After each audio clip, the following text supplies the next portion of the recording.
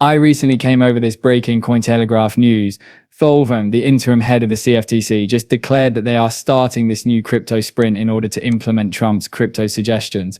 This is really important to us. I've long believed that the CFTC, not the SEC, should be in charge of regulating cryptocurrency.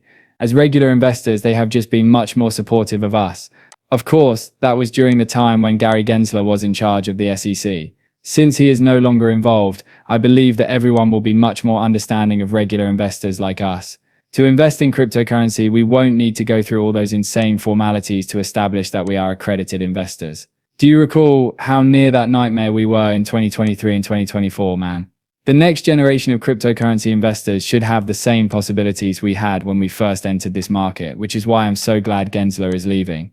You must act as your own broker in this situation. Do your research and choose the cryptocurrency that makes the most sense for your portfolio, rather than relying solely on a financial advisor to tell you which ones to buy. The rest of us worked it out that way. Speaking of which, no one is really discussing the incredible flipping action that is taking place with XRP and ADA. Uphold brought attention to this underreported flipping event involving XRP, ADA, and ETH, correct?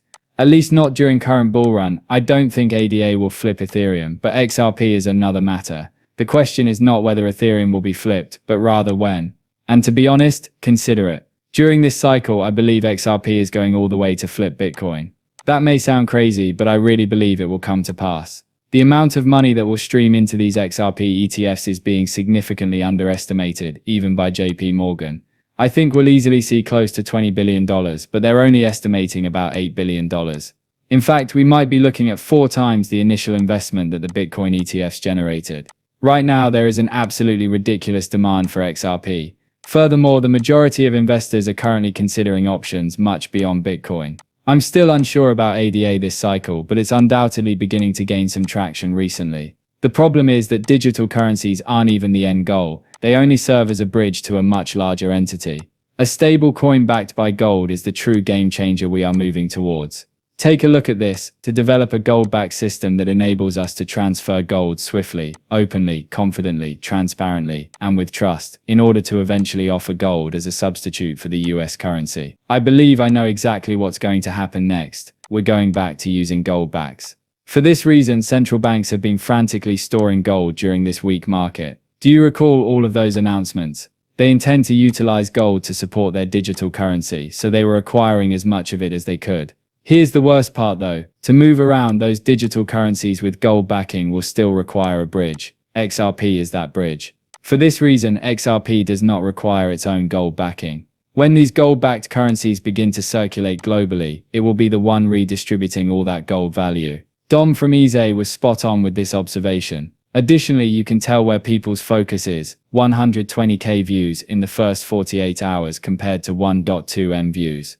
A real group that is laser-focused on the same purpose is far more powerful than any amount of paid shills, false FUD, or bot armies. That's how togetherness, rather than the constant divisiveness, is how crypto truly becomes popular. I completely concur with him. He is criticizing the ongoing conflict between Chainlink and XRP that has been going on social media for a few days.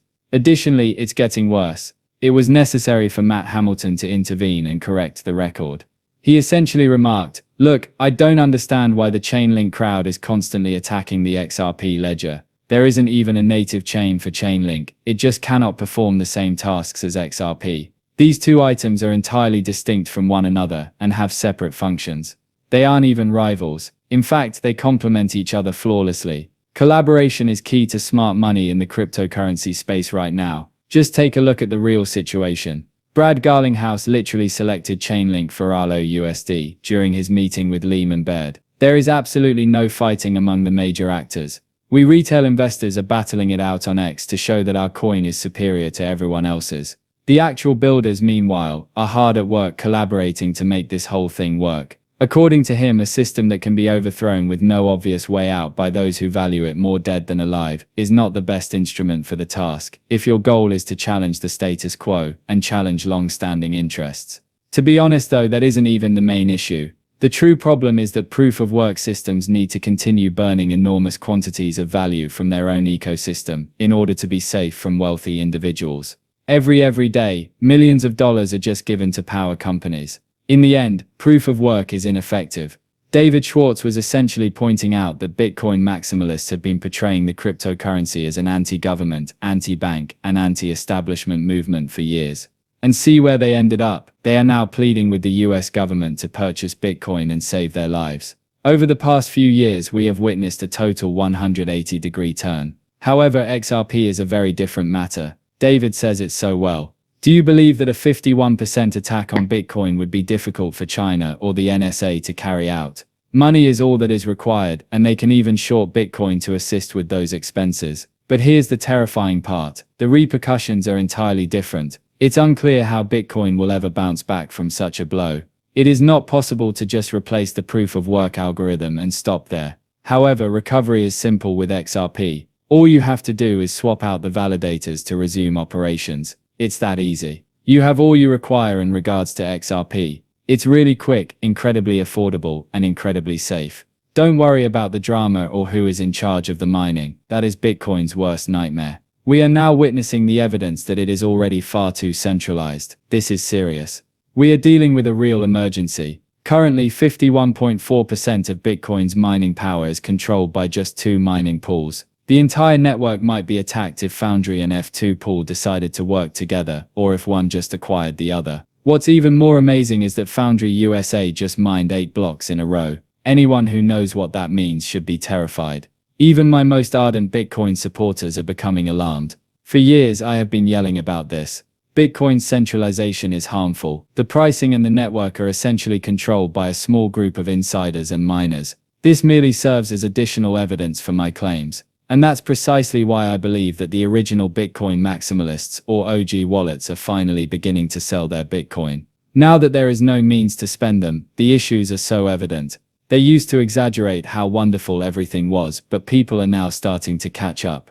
These early adopters of Bitcoin are beginning to show interest in XRP for just this reason. Since the election when XRP blew up, we've been watching it happen. Suddenly, these ardent Bitcoin supporters are debating XRP, its potential, and where the price might be going in the coming months.